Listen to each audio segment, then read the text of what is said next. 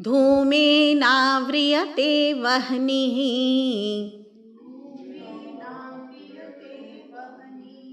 यथादर्शो मलेन च यथोल्बेनावृतो गर्भः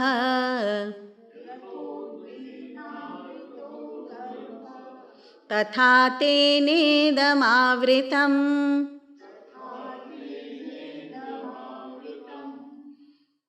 As the fire is enveloped by smoke, as a mirror by dust, as an embryo by the womb, so this is enveloped by that. What is enveloped by what? So also this knowledge of the self is enveloped by the veil of desire, delusion created by desire. So there are these three examples. Dhumena avriyate vahni. The fire is covered by the smoke, though the smoke is the outcome of fire only. But sometimes the flames of the fire get covered by the smoke created by itself. So it is a very little covering, in the sense that the fire is capable enough to remove the smoke also. The fire creates the smoke and removes it also.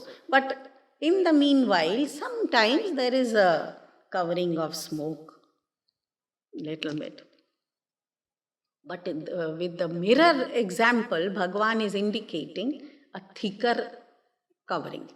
And that is that as the mirror is covered by the dust. Now the dust is not a part of the mirror. And also it is difficult to remove, and somebody has to remove it also. Whereas the fire is capable of removing the smoke, because it's the same outcome of the same thing. But as far as the dust is concerned, so some extra effort is required. And if it is the embryo in the womb, if it is the fetus in the womb, it will take a long time. It's even more difficult. So one can imagine that if one is in sattvic tendency, more predominantly sattvic tendency, then how far is his true self from himself is as much as this fire and the smoke example. So sometimes the flames are also seen.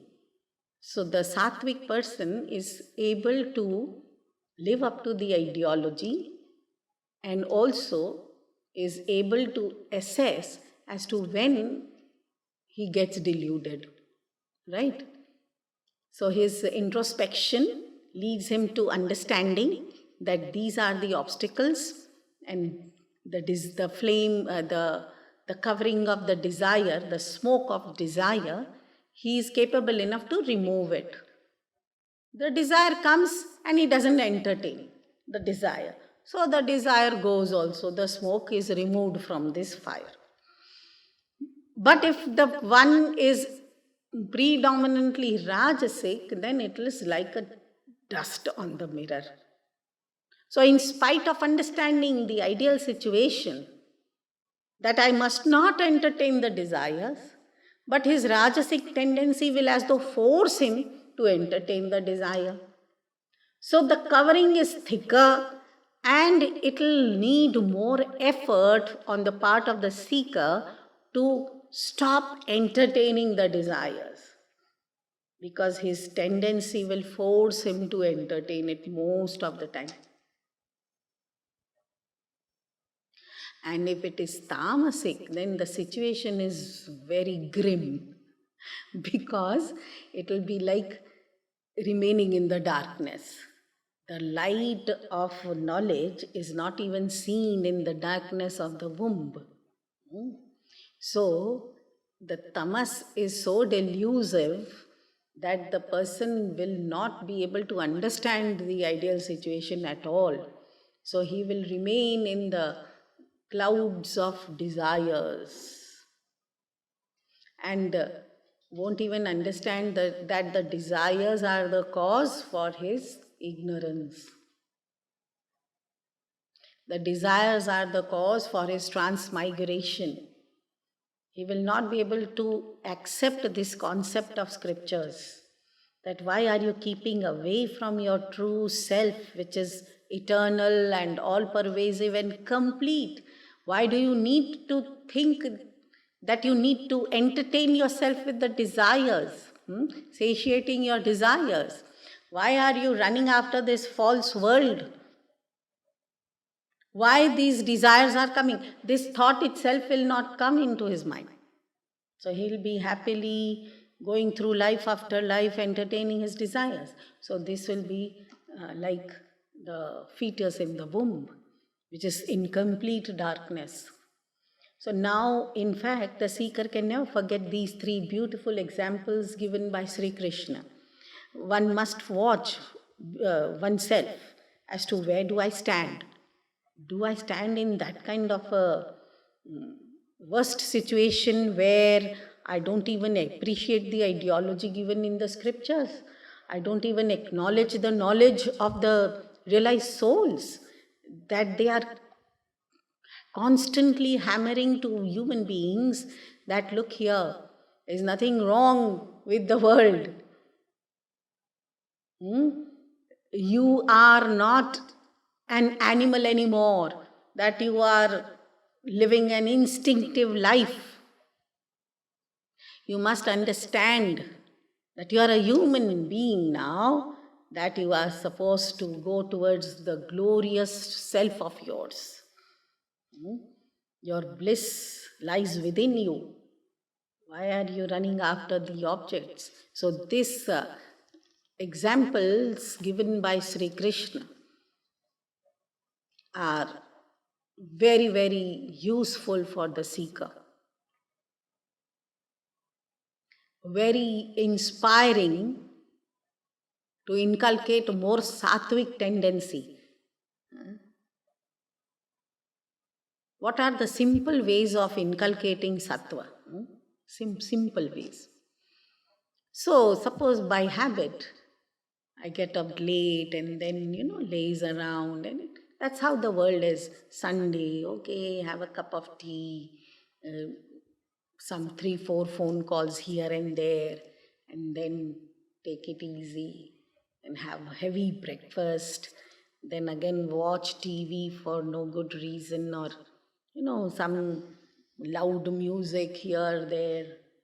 Then comes lunchtime, he keeps on delaying 2:30, 3 o'clock, up to 3 o'clock, because I had a heavy breakfast, so it's my prerogative. I worked hard for 6 days, so who can stop me from enjoying my Sunday? That sort of an attitude. And then in the evening again I'm out. And if, as though that was not enough, so I booze and party and things like that, and come late at night, and then again Monday, what to do? Now the Rajasic tendency begins from Monday onwards, so I run after this and that. Okay, this is a hectic life of a kind. Not that without that I was not able to enjoy the world. So what pushed me into all this? The society around me. Somebody can say, the society around me, what to do? The times have changed. Times have changed. So if I am not with the times, then I won't have any friends around. My friends come, push me into all this. What to do? Okay? So this tamas and rajas are so overpowering that I am not able to listen to the scriptures, to the discourses. I am not able to even come near any Sadguru. And now I expect the Sadgurus to stoop down to my level and then to take me along in my way, the way I want them. Now, this is not going to work because this will not be able to change my inherent tendency. So from this, I'll have to change my way of thinking first of all, that okay, I have to transform for better. So instead of dragging the scriptures down to my level for my own convenience and my own way of learning and understanding them, let me put little more effort and start getting closer to that level, what is expected out of a human being. So, can I do that? If I am unable to do that, anyway, there is that the last say of the Lord of Death, okay, which is going to discipline me. Nobody can stop him. Nobody can stop death. So I'll take another birth and then. So how long will I carry on like that? Instead, let me fall myself. Let me take myself into discipline. So the discipline began. So I started getting up early even on a Sunday. Slowly I started shifting myself away from the past ways of being with friends. There could be different ways of being with friends. I started reading the scriptures, I started doing little puja, japa, etc. And that started changing my tendency. Wasn't it better that way? This is the only way to change my tendency. If I continue my past ways, then I'll never be able to change my tendency. And let me then accept the troubles and agitations and restlessness throughout the life and for lives together. This instinctive life will keep me as an animal only.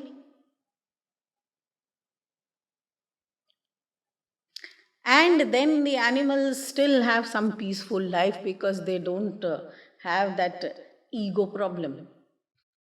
Along with this instinctive nature, I also have an added problem. That is the sin of ego. So I'll be in a worse situation. So choice is mine. Bhagavan is clarifying this and that. Bhagavan told over there, this is covered by that. So Arjuna would have looked at Bhagavan. What is covered by what? So Bhagavan clarifies it in the next shloka.